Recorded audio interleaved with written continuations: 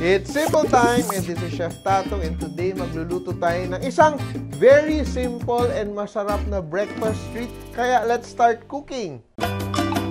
Simple, luto na ha.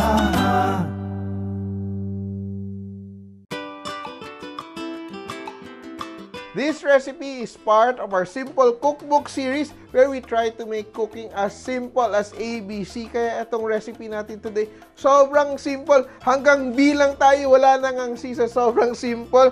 And we have here ground pork. Gagawa tayo ng longganisang hubad. One of the quickest ways to prepare a breakfast treat. So, meron tayong 1/2 kilo of ground pork from Fresh Options, of course. Sisimulan na natin, guys. So, we start off with 1 tablespoon of toyo or soy sauce, dato puti soy sauce, and 1 tablespoon of dato puti patis. At hindi magpapahuli pa, meron tayong idadagdag pa, dato puti suka, 1 tablespoon din. How simple is that? And we add our other seasonings. Meron tayong garlic, 2 to 3 tablespoons of garlic, depende kung how garlicky you want it. Black pepper. Dito mas bagay dito yung medyo cracked na black pepper, hindi masyadong fino. Meron tayong oregano. We can add dried oregano. We can also add optional, hindi kailangan, dried pepper flakes or fresh labuyo na chinap if you want. Di ba masarap din yung longganisa na may konting anghang, no? Konti lang, a little bit of kick. And if you want it sweet, meron tayong 1/4 cup of sugar. Yan. And annatto oil. So, if you want it to have a red color, you use annatto oil. So, ito lang yun. Annatto seeds na niluto natin sa konting oil. Sinala natin. And ito na siya. Pangpakulay natin. We can use canola oil for this. I'll just mix this up. Yan. Just mix.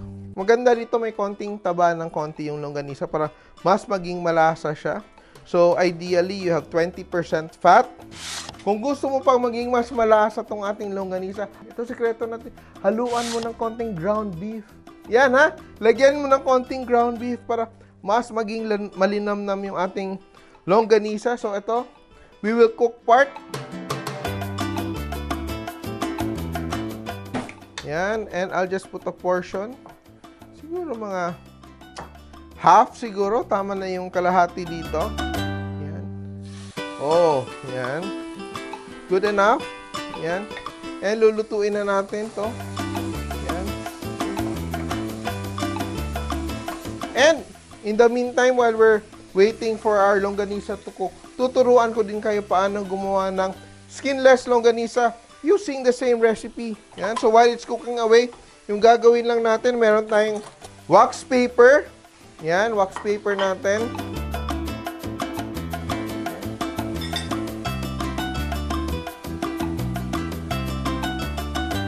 Ipitin lang natin. And, yan. Meron na tayong longganisa. Look at that. Very simple to do. Chill this overnight para mag-cure siya, mag-develop yung flavor. And after that, you can freeze it na. Yan, look at that. No? Meron tayong longganisa. And ito, it's cooking away beautifully. Yan. Ito, nagsisimula na siya mag-caramelize, no? Natutusta na ng paunti-unti yung ating ang longganisang hubad. And kung frozen tong ginawa nyo, yung gagawin mo, lalagyan mo lang ng konting water and let it simmer and with a little oil hanggang ma-thaw out siya, then maprito siya. Look at that, ito. Nagawa na rin natin yung ating skinless longganisa. Beautiful. Just remember mga ka-simple that the longer you marinate it, you can cure it for 1 to 2 days or even 3 days. Mas sasarap to kasi mas magde-develop yung flavor natin sa ating longganisa. And this is done. Yan. And who would have thought, no? Ganun ka-simple. Right before your very eyes, nagkaroon tayo ng breakfast treat. So, huwag kayong matakot. Pag, for example, naubusan kayo ng panghanda ng almusal, pwede na kayo gumawa instantly. Oh, wow. So, one recipe prepared 2 ways. Look at that. And nakita nyo kung ano ka-simple yung ginawa natin today. Kaya here it is, our simple version of longganisang hubad.